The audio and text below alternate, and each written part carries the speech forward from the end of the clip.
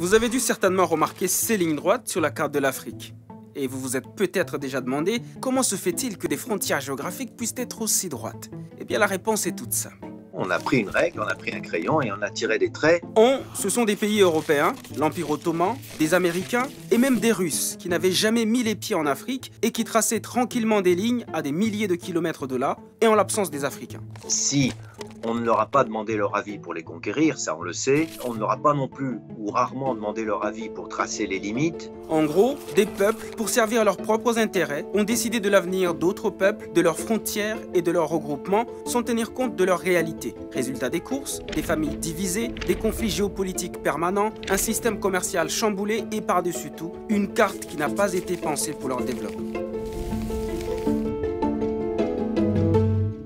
Pour mieux comprendre, il faut revenir 134 ans en arrière. Afin d'éviter tout conflit, les grandes puissances coloniales se réunissent à Berlin de novembre 1884 à février 1885. Elles se partagent l'Afrique en fixant certaines règles. Et parmi ces règles, une toute simple. Toute puissance dite civilisée disposant d'un point d'appui sur la côte africaine avait le droit de pénétrer à l'intérieur du continent jusqu'à ce qu'elle rencontre une autre puissance dite civilisée. Et lorsque dans leur conquête, les puissances signataires se rencontraient, eh bien elles se mettaient d'accord sur les limites de leur territoire. On prenait un point géodésique ici, un autre là, et on tirait un trait tout droit entre les deux. Et tant pis si la ligne passe au-dessus de votre champ ou de votre propriété. Elle devenait la propriété de la puissance civilisatrice. D'ailleurs, ces propos de Lord Salisbury, Premier ministre de Grande-Bretagne à l'époque, se passent de tout commentaire. Nous avons entrepris de tracer des lignes sur des cartes où l'homme blanc n'avait jamais mis les pieds. Nous nous sommes distribués des montagnes, des rivières et des lacs, à peine gênés par ce petit obstacle que nous ne savions jamais exactement où se trouvaient ces montagnes, ces rivières et ces lacs.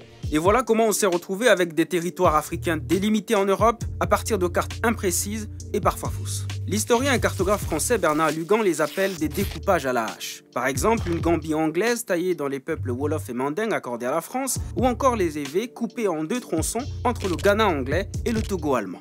Si les territoires ont été découpés ainsi sans tenir compte des peuples qui y habitaient, c'est simplement parce que les frontières n'ont pas été tracées pour ces peuples-là, mais plutôt en fonction des intérêts géostratégiques et économiques des colonisateurs. Prenons le cas du Sahel-Sahara. Il y a eu, avant les indépendances, la fameuse organisation commune des régions sahariennes. C'est-à-dire que la France a imaginé inclure à l'intérieur d'une entité géographique bien précise, les Berbères naturellement au nord, mais les Touaregs, les Toubous et les Maures au sud. Ce qui aurait été plus logique, sauf qu'il y avait un petit problème. Lorsqu'on superposait cette carte avec celle des richesses naturelles, et notamment du pétrole, là on n'est plus en 1880, on est en 1950, on s'apercevait qu'à l'intérieur de cette jolie frontière, il y avait pratiquement toutes les ressources en pétrole et en gaz naturel. Pour couper court, le CRS ne fera pas long feu. Elle va disparaître le 10 juin 1960, au moment de l'indépendance des États riverains du Sahara. La vague des indépendances va également emporter l'AOF, Afrique occidentale française, et l'AEF, Afrique équatoriale française. Les grands ensembles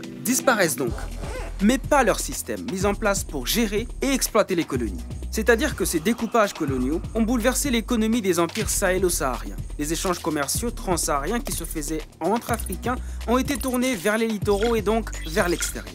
Et au moment des indépendances, dans les années 60, les Français, par exemple, ont simplement découpé en plusieurs morceaux leur grand territoire. Mais les nouveaux États indépendants issus de cette balkanisation ont gardé le même système tourné vers l'exportation de leurs matières premières. C'est ce que l'historien Nicolas Bancel appelle une rupture dans la continuité. Et cela a compliqué les choses pour beaucoup de pays. On a enclavé des pays comme le Burkina Faso, le Mali, le Niger, le Tchad, pour ne citer que, et la Centrafrique. D'après le diplomate et géographe français Michel Fouché, 87% de la longueur des frontières politiques de l'Afrique, soit 70 000 km sur un total d'environ 80 000 km, ont été directement hérités des partages coloniaux. Et qui dit État souverain, dit frontières, tarifs douaniers, nouveaux traités commerciaux et donc plus de barrières.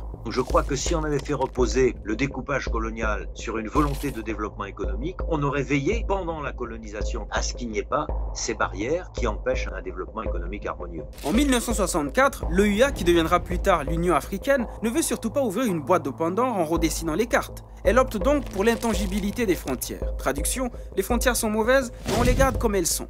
Au début, les nouveaux États africains semblent s'accorder sur le principe. Certains s'approprient même les frontières coloniales et s'identifient davantage comme Nigérians, Ghanéens ou Ivoiriens plutôt qu'Akan, un peuple qu'on retrouve pourtant dans ces trois pays.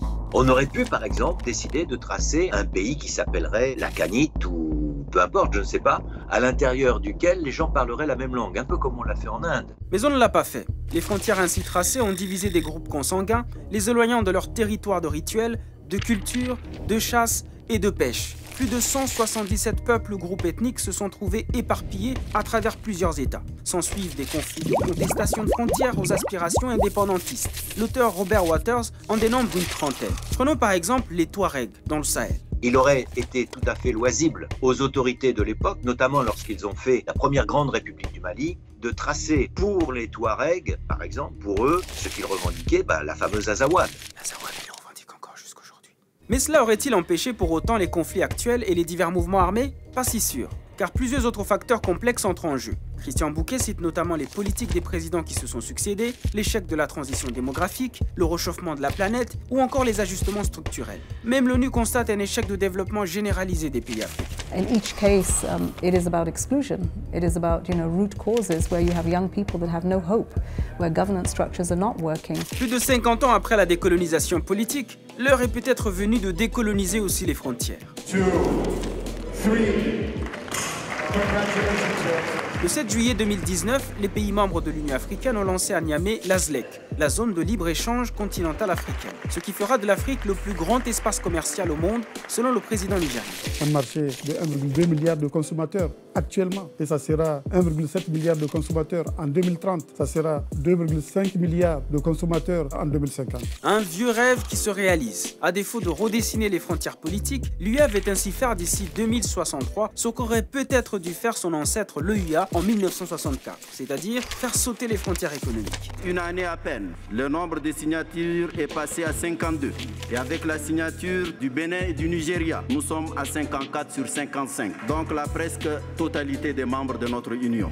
Mais signer des accords, c'est une chose. Les ratifier en est une autre. Et surtout, les appliquer sur le terrain, voilà le plus grand challenge. Ce serait un autre débat, la ZLEC, mais là, si vous me permettez, on n'est pas sorti de l'auberge. Mais c'est un pas tout de même. Et certains chefs d'État, comme le président rwandais Paul Kagame, y croient plus que jamais. We are going to deal with these problems effectively until we work together, because some of the problems cross borders.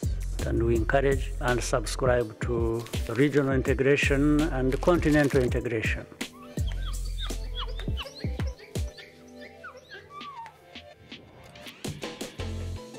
Et vous, une Afrique sans frontières économiques, vous y croyez?